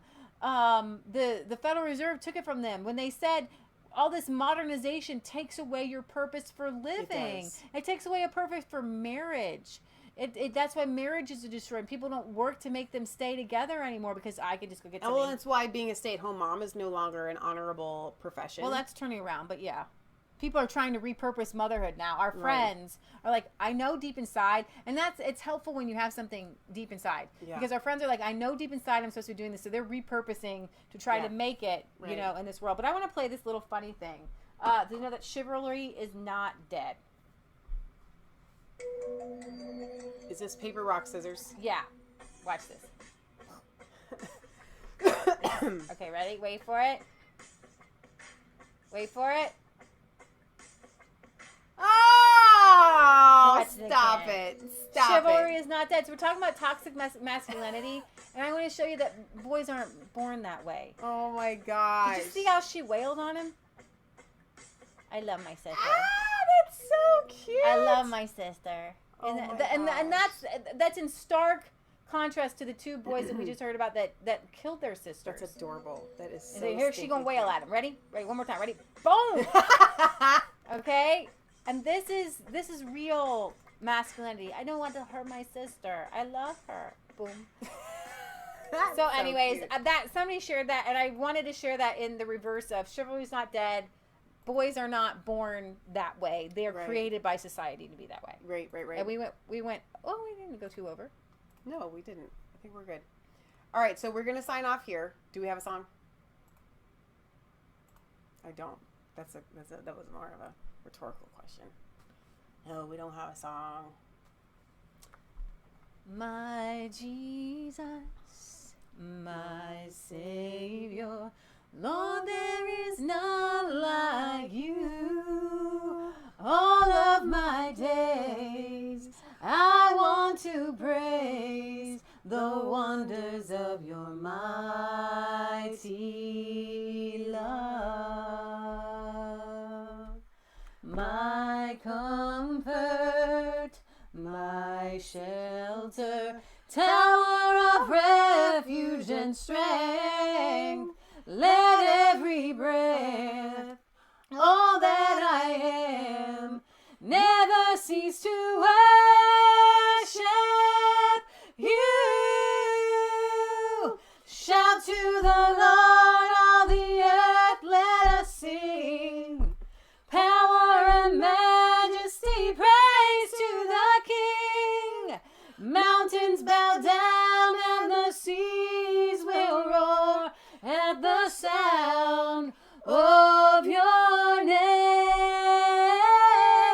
I sing for joy at the work of your hands. Forever I'll love you, forever I'll stand. Nothing compares to the promise I have in you. Keep going. My Jesus, my Savior, Lord, there is none like you. All of my days I want to praise the wonders of your mighty love. My comfort, my shelter, tower of refuge and strength, let every breath, all that I am, never cease to worship you. Oh, shout to the Lord, all the earth, let us sing. Power and majesty, praise to the King. Mountains bow down and the seas will roar at the sound of your name.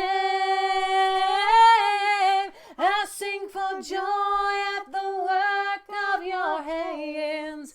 Forever I'll love you, forever I'll stand. And nothing compares to the promise I have in you.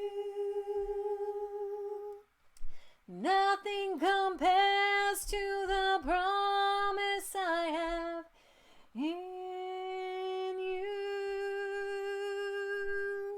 Very good. I'm still sick. I haven't sung since I was sick, and it's obviously still there. But thank you guys for being here. That was a good song choice, I think, Leah. We will be back here on Friday at 6 p.m. Eastern Standard Time for our European and UK news. We have the PO boxes, and so when you send us the letters in the mail, we will read them on the air. I know we have this little noodle challenge I got to do. I'm actually looking forward to it. Little ramen, these little hot. Somebody sent me these hot ramens, and I am going to try them. Wasn't it Dale? 107. P.O. Box 107, Milford, Ohio 45150. Remember, it's not just a conspiracy theory. If Epstein suicided, that needs to be a whole episode. Is European news, guys. But of course, that's the biggest news since sliced bread. It is Epstein pretty big. did not kill himself. He was suicided. Clinton body count. He was the most surprised person. when he woke up in hellfire this morning. How'd I get here? I didn't do this. What's going on? No, I think he knows. What happened? Oh my gosh. All right, so maybe we might do a video this week covering it. Probably not, but you never know. Yes, we will. There'll be other news coming. There will be more developments.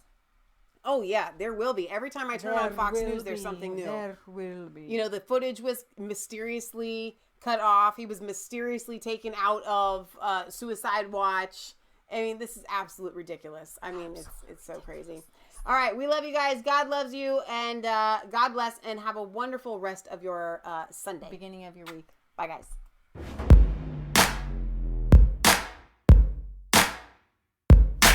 I was cold all alone. No place